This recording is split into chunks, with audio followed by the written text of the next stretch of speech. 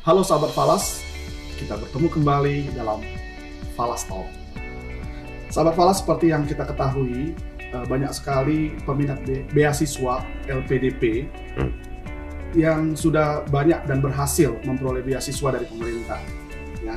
Namun ada juga yang ingin mencari tahu bagaimana sih caranya untuk memperoleh beasiswa dari pemerintah.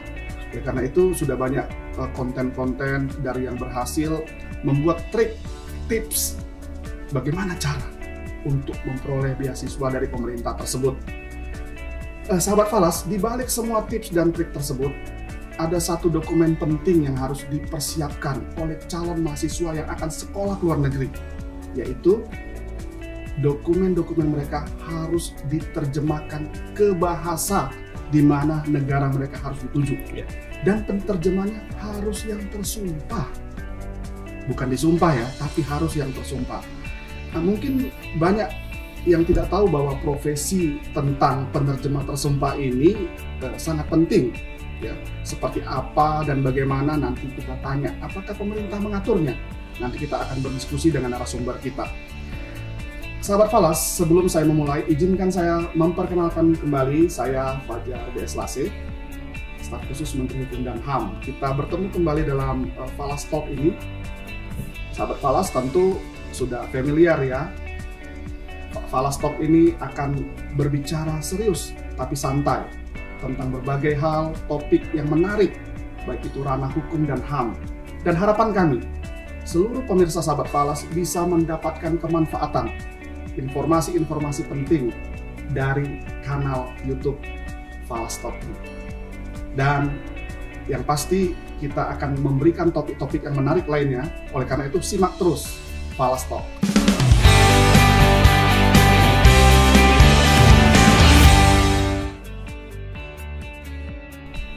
Pak Santun bertemu kembali. Siap. Pak Santun sudah sekian kali menjadi narasumber kita dan sepertinya hostnya Bapak ini, bukan saya. Ya gitu ya Pak ya. Tapi ya tetap saya hostnya Pak ya. Siap. Baik Pak Santun, kita mau bincang-bincang tentang sebuah informasi yang sangat dibutuhkan oleh para pejuang beasiswa ini Pak. Ya. Ya, tentu orang-orang yang keluar negeri ini ingin sekali mendapatkan pencerahan tentang bagaimana peran pemerintah, bagaimana mereka memperoleh informasi, ya Pak ya, terkait dokumen-dokumen mereka yang perlu dilegalisasi Pak. Oleh karena itu kita hari ini berbicara tentang penerjemah tersumpah. Pak, tolong jelaskan kepada kita, apa sih makna sebagai penerjemah tersumpah itu Pak? Ya, terima kasih sahabat Falas Talks. Topik mengenai penerjemah tersumpah ini saya kira sangat menarik dan sangat strategis. Karena apa? Dalam dokumen-dokumen ketika itu adalah dokumen dalam berbahasa asing dan itu dijadikan menjadi alat bukti di pengadilan atau digunakan untuk kepentingan beasiswa seperti yang disebutkan Bapak Fajar tadi, itu harus diterjemahkan dan penterjemahannya pun harus melalui penterjemah tersumpah. Demikian juga dengan dokumen-dokumen hukum kita. Ketika narasi suatu undang-undang tertentu misalnya harus diterjemahkan ke dalam bahasa asing, karena negara asing juga butuh undang-undang kita dalam versi mereka, itu harus diterjemahkan dalam bahasa asing tetapi oleh penterjemah yang sudah tersumpah.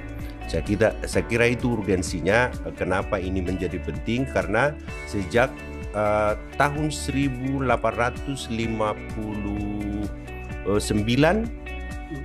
itu Statblad nomor 69 masih dari Belanda tentunya, kemudian ada Statblad 1894 nomor 16 tentang sumpah para penterjemah.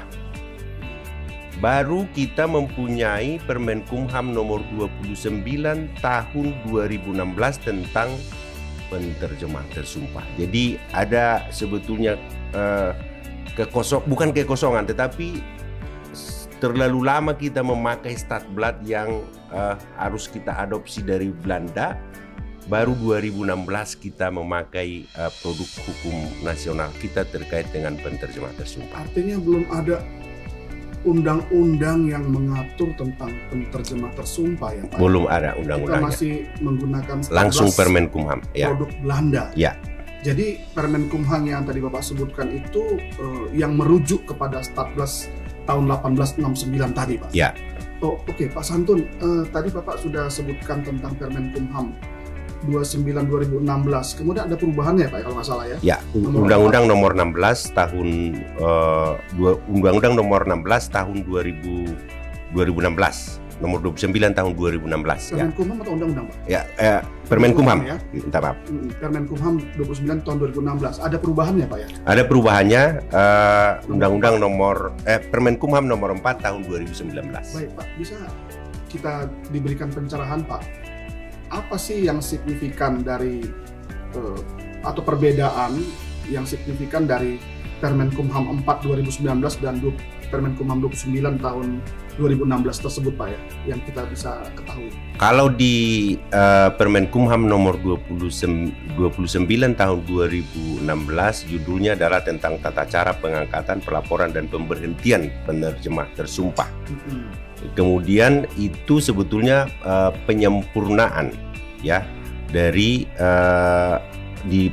di Permenkumham nomor 4 tahun 2019 itu merupakan penyempurnaan dari Permenkumham nomor 29, termasuk misalnya mengenai ucapan sumpah ya, naskah sumpah yang harus diucapkan oleh calon penerjemah tersumpah itu juga sudah diatur dalam Permenkumham nomor 4 tahun 2019. Apakah memang penerjemah ini berlaku secara internasional Pak? Atau hanya Indonesia saja yang memperlakukan hal ini? Berlaku secara internasional karena negara-negara asing pun ketika itu sudah diterjemahkan dari dokumen bahasa Indonesia misalnya menjadi bahasa Inggris, harus diyakinkan bahwa naskah ini adalah sudah diterjemahkan dengan benar. Dan apa indikatornya bahwa yang menerjemahkan adalah sudah disumpah? Nah, kalau seandainya ada orang dari Malaysia Pak, atau dari Singapura mau sekolah di Indonesia, itu semua dokumen-dokumennya juga harus diterjemahkan oleh penerjemah tersumpah dari sana? Ya, bisa dari sana, bisa di sini. Jadi artinya ini kan urgensinya tergantung kepada instansi pemohon. Misalnya ketika kita akan beasiswa ke Inggris, nilai-nilai ijazah kita kan bahasa Indonesia.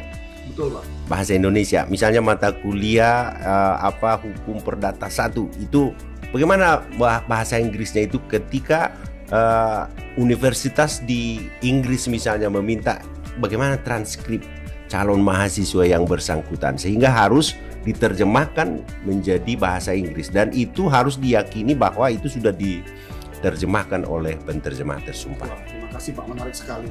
Pak, ini sekarang kan banyak sekali minat ya dari calon-calon mahasiswa ataupun mahasiswa S1 yang sudah lulus ingin melanjutkan sekolahnya ke luar negeri Pak. Nah tentu mereka membutuhkan penerjemah tersumpah dan profesi ini menjadi salah satu profesi yang dicari-cari ya Pak ya. Pak, selain tadi dokumen-dokumen yang Bapak sebutkan, apalagi ya dokumen yang bisa diterjemahkan oleh penerjemah tersumpah Pak? Dalam praktek bisnis karena kita sudah globalisasi Pak Fajar ya, pasti makin banyak, sehingga profesi penerjemah tersumpah ini kami sangat meyakini itu akan menjadi profesi yang juga sangat menawarkan keuntungan ke depan ya. Jadi misalnya dokumen-dokumen kontrak, kalau kita berkontrak antara investor dari luar negeri dengan investor dengan pemodal dari nasional, tentunya kontraknya harus dibuat dalam 2 bahasa. Ketika itu sudah dalam 2 bahasa, misalnya harus diterjemahkan oleh penerjemah yang sudah tersumpah, artinya harus diyakini antara dokumen dalam bahasa Indonesia dengan dokumen dalam bahasa asing tertentu, misalnya katakanlah bahasa Jepang atau bahasa Inggris, itu maknanya sama. Pak, tapi ada nih masalah Pak. Misalkan jika ternyata kekosongan bahasa ya, bahasa kosakata bahasa Indonesia dengan kosakata bahasa asing mungkin sulit untuk diterjemahkan. Terutama tadi Bapak katakan dokumen kontrak. Nah, apakah yang tidak bisa diterjemahkan itu bisa dilegalisir oleh notaris sehingga berkekuatan hukum untuk bisa digunakan Pak sebagai dokumen resmi? Barangkali bukan dengan cara melegalisir, tetapi membuat penjelasan terkait dengan arti secara bahasa Indonesia. Kosakata dari bahasa Inggris tersebut sebetulnya maknanya, kalau tidak ada yang head to head makna atau artinya di dalam Kamus Besar Bahasa Indonesia katakanlah, itu diberikan penjelasan apa maksudnya dari satu kata tertentu tersebut, tetapi tidak dengan cara melegalisir. Padahal kan kalau kita bicara tentang dokumen kontrak, dokumen bisnis tuh yang berhadapan adalah notaris Pak. Notaris pihak pertama dengan pihak kedua berhadapan. Ada dua bahasa ya yang ada di situ. Tidak pernah disinggung tentang penterjemah tersumpah tersebut Pak. Memang kami melihat ketika para pihak berjalan sesuai dengan apa yang disepakati, tentu ini tidak ada masalah. Tetapi ketika itu menjadi sengketa di pengadilan, tentu harus maknai kontraknya seperti apa. Dan ketika dalam kontrak-kontrak perjanjian internasional misalnya, ketika terjadi pemahaman yang berbeda tentang suatu arti dari kontrak tersebut, bahkan ada yang menunjuk ya yang dipakai adalah bahasa Inggris misalnya, walaupun kita secara nasionalisme ya harus bahasa Indonesia yang menjadi rujukan. Tetapi kalau dari perjanjian-perjanjian internasional, kalau terjadi pemahaman penafsiran yang berbeda terkait dengan substansi kontraknya, yang dipakai adalah bahasa Inggris misalnya. Tetapi kita tidak menginginkan seperti itu. Itulah gunanya kalau dari awal clear. Saya jadi teringat ini Pak Santun, bahwa banyak sekali perjanjian-perjanjian internasional antara Indonesia dengan negara-negara lain ya. Betul. Misalnya mutual legal assistance juga. Saya tergelitik Pak, apakah dokumen-dokumen tersebut sudah melibatkan para penerjemah tersumpah Pak, supaya nanti tidak merujuk bahasa Inggris yang digunakan apabila terjadi bahasa Pak yang merugikan kita. Ya, kalau untuk hasil ini, kalau misalnya MLA itu kan mungkin negosiasi langsung dari negara, artinya dari Kementerian Luar Negeri dengan pihak partner kita di luar negeri. Kami melihat sebetulnya urgensi penterjemah tersumpah ini adalah dokumen-dokumen lain, walaupun itu sangat dimungkinkan, tetapi dokumen-dokumen privat, misalnya ketika kontrak investasi atau kontrak bagi hasil atau mahasiswa yang akan kita kirim beasiswa ke luar negeri atau sebaliknya, supaya kita paham sebetulnya kualifikasi dari calon mahasiswa tersebut di luar negeri atau sebaliknya. Baik Pak Santun, terima kasih Pak. Saya jadi penasaran ini, siapa saja sih sebenarnya yang bisa mendaftarkan diri menjadi penerjemah tersumpah dan bagaimana proses pendaftarannya Pak? Ya, makasih Pak Fajar. Ini terus kita dorong sekarang ini. Memang Kementerian Hukum dan HAM baru melakukan upaya-upaya yang maksimal. Tapi sampai saat ini kita sudah melakukan persiapan baru dengan Universitas Indonesia yang kita sudah melakukan kerjasama, dan mereka sudah menguji.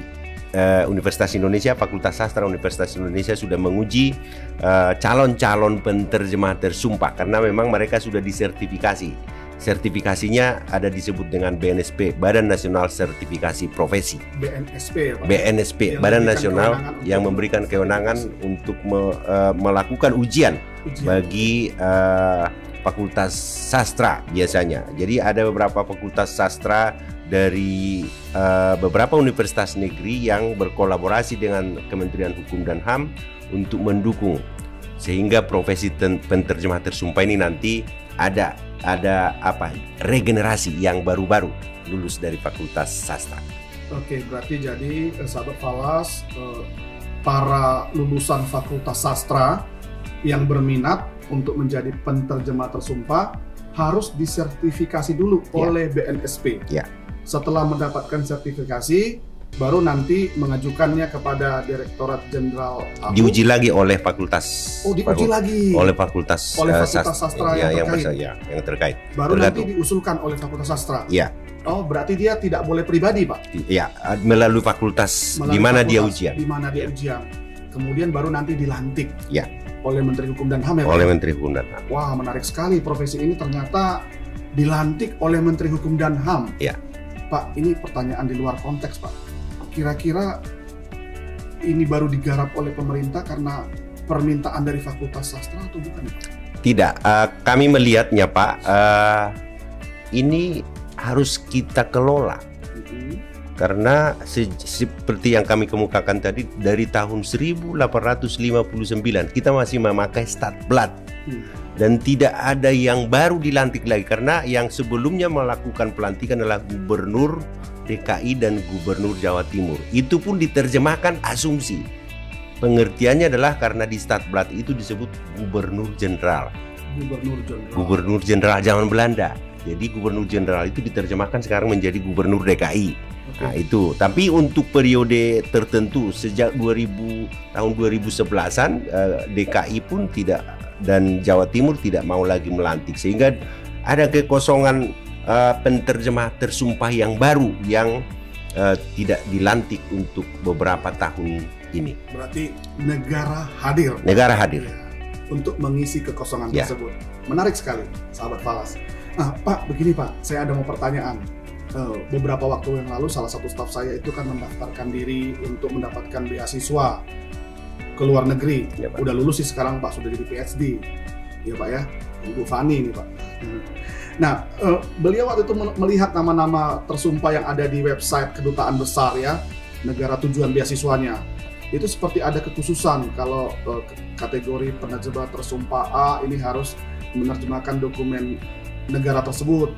Apakah memang ada kualifikasi seperti itu ya Pak ya? Ada kualifikasi. Jadi misalnya yang kita buat skema, ya skema penterjemah itu ada skemanya. Misalnya apakah misalnya ketika saya adalah alumni dari sastra Jerman, apakah saya kualifikasinya Jerman Indonesia dan Indonesia Jerman? Oke. Apakah hanya dari Indonesia Jerman? Ya, kemudian juga ketika saya juga mempunyai kualifikasi selain bahasa Jerman, saya juga mampu menjadi penterjemah bahasa Inggris. Itu ada. Tapi ada yang tunggal, dia satu bahasa saja, atau itu dia bisa bolak-balik, atau ada yang 3 atau sampai 4 bahasa. Ada penterjemah tersumpah selain Inggris Indonesia, tetapi juga Inggris Jepang, Indonesia Jepang misalnya, atau sebaliknya.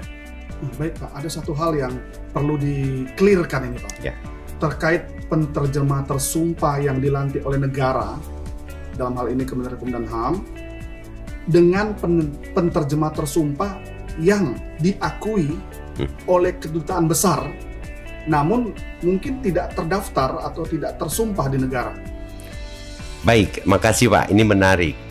Sekali lagi tergantung kepada kebutuhan dari sekali lagi instansi yang meminta. Kalau dia sudah percaya, ya kita juga nggak bisa memaksakan harus penterjemah tersumpah. Tetapi biasanya kalau bukti-bukti di pengadilan, nah kalau itu adalah 2 bahasa, hakim kita tidak mengerti kalau misalnya ini bahasa Korea atau tulisan kanji, misalnya kanji, ya tentu harus diterjemahkan. Diterjemahkan bukan juga ke bahasa Cinanya, tetapi diterjemahkan ke dalam bahasa Indonesia. Bagaimana kita memastikan bahwa terjemahannya itu adalah sudah benar? Ya tentu harus melalui penterjemah disumpah. Di situ urgensinya. Jadi clear nih sahabat Falas.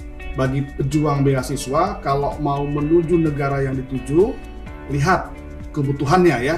Bisa menggunakan penterjemah tersumpah yang diakui oleh negara, namun bisa juga penterjemah tersumpah yang mungkin disediakan oleh kedutaan besar. Ya. Biasanya ini orang-orang yang berasal dari negara tersebut ya Pak ya, yang ditempatkan di kedutaan besar. Begitu ya, Pak? Bisa ya? Pak. Wah luar biasa Pak. Ini menjadi sangat menarik sekali Pak. Apakah profesi ini bisa digunakan sebagai profesi sampingan ya Pak ya? Misalkan seseorang ini dosen, namun dia punya keahlian bahasa, dia ingin menjadi penterjemah tersumpah. Bagaimana itu Pak? Ya, itu sangat dimungkinkan. Sejauh ini yang kita susun skema untuk penterjemah tersumpah itu adalah profesi yang memang bisa memungut jasa dari keahliannya sebagai penterjemah tersumpah. Namun apakah itu dianggap merupakan rangkap jabatan sebagai dosen dan sebagai penterjemah tersumpah? Sekali lagi kita kan tidak tidak membayar dia, negara tidak membayar dia sebagai penterjemah tersumpah, tetapi itu adalah profesi, sama dengan profesi jasa lainnya. Jadi dia bisa ya Pak ya? Bisa. Artinya penterjemah tersumpah itu pembiayaannya tidak diatur oleh negara? Tidak diatur oleh negara. Terus siapa yang mengatur tarifnya Pak?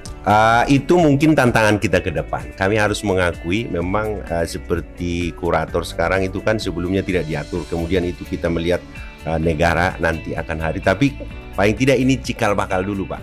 Kita dorong dulu, tadi negara hadir dulu untuk menciptakan lapangan kerja baru sebagai penterjemah tersumpah. Tarifnya ya nanti kita lihat apakah harus diatur sedetail itu atau tidak. Belum Pak. Sahabat Falas, ternyata banyak sekali ya informasi-informasi baru yang baru kita ketahui, terutama tentang profesi penterjemah tersumpah ini. Pak Santun, kita lanjut nih Pak ya. Iya Pak. Bisakah Bapak memberikan data yang normatif saja Pak tentang berapa sih sebenarnya jumlah yang sudah terdaftar terkait penterjemah tersumpah ini yang ada di Indonesia sekarang Pak? Ya, justru termasuk ini pertanyaan-pertanyaan ya kita terbuka saja kepada masyarakat. Ini belum terdata dengan baik. Karena apa? Sebelumnya ini ya dilantik oleh Gubernur Jenderal, dalam hal ini diterjemahkan menjadi Gubernur DKI dan kemudian Gubernur Jawa Timur di periode yang lalu. Sehingga siapa yang mendatanya? Nggak ada. Nah, di sekarang ini dengan adanya Permen Kumham yang baru ini sudah sekitar 70 orang yang kemudian mendaftarkan diri, baik yang baru maupun yang akan kita lantik dalam waktu yang tidak terlalu lama ini. Apakah maksudnya negara juga mensyaratkan penterjemah tersumpah yang sudah berprofesi untuk mendaftar ulang Pak? Ya. Oke. Ya, mendaftar ulang dan membuat laporan. Membuat laporan tahunan dari setiap penterjemah tersumpah itu. Setelah dia dilantik? Setelah dia dilantik maupun yang lama. Nah, ya. Pak, apakah ada masa berlaku ya jabatan penterjemah tersumpah tersebut Pak setelah dia dilantik oleh negara? Ada masa berlakunya karena harus dilakukan apakah memang dia layak, masih layak gak, diupdate gak? Izin praktek ya? Ya, kira-kira seperti itu oleh Badan Nasional Sertifikasi Nasional. BNSP ya, tadi ya? BNSP ya. Prosedurnya sudah diatur juga dalam Permen Kumham Pak? Prosedurnya ya sudah diatur dalam beberapa periode tertentu harus dilakukan semacam apalah ya evaluasi ulang terhadap kelayakan dari penterjemah tersebut. Misalnya terkait dengan umur kan orang kan ada keterbatasan kemampuan ketika sudah makin tua kan pasti kemampuan intelektualnya juga pasti sedikit demi sedikit menurun. Nah, ada aturannya tapi mungkin 5 tahun setelah itu harus dilakukan sertifikasi ulang. Baik Pak Santun, supaya jangan lebih besar pasak dari tiang ya mungkin seperti misalnya kebutuhannya ternyata melimpah tapi ternyata kebutuhannya sedikit tapi peminatnya banyak. Apa sudah pernah dilakukan analisa Pak? Sebenarnya berapa sih penterjemah tersumpah yang kita butuhkan? Belum dilakukan kalau soal analisa terhadap kebutuhan ini. Tapi sekali lagi Pak Fajar, ini kan soal profesi. Jadi artinya tadi Pak Fajar menyatakan ini bisa juga dia sambil dosen, tapi ketika ada peluang untuk juga menerjemahkan dokumen-dokumen asing atau dokumen-dokumen Indonesia yang akan kita terjemahkan ke dalam bahasa asing, itu adalah harus melalui penterjemah tersumpah. Urgensi kebutuhan berapa seluruh Indonesia saya kira belum kita lakukan, tapi ke depan ini profesi yang sangat menarik menurut kami. Baik, sahabat Falas, ini kita sudah berbincang-bincang banyak dengan Pak Santun, Direktur Perdata yang menangani penterjemah tersumpah. Sebelum kita menutup acara ini Pak, Bapak berikan penegasan sekali lagi para mahasiswa sastra yang mungkin ingin menjadi penterjemah tersumpah, tahapannya seperti apa untuk merangkum pembicaraan kita Pak ya pada sesi ini. Silakan Pak. Bapak Ibu yang atau adik-adik yang mahasiswa atau yang sudah lulus dari Fakultas Sastra khususnya yang akan mengambil profesi sebagai penterjemah tersumpah.